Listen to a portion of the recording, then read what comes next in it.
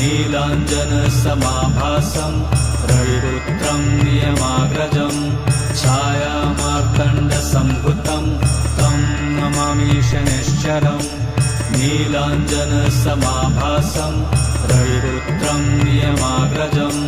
छायामार्तण्डसम्भुतं तं नमामि शनैश्चरम् नीलाञ्जनसमाभासं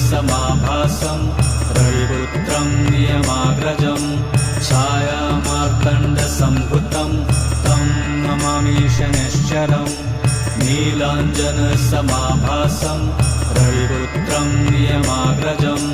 छायामार्तण्डसम्भुतं तं नमामि शनैश्चरम् नीलाञ्जनसमाभासं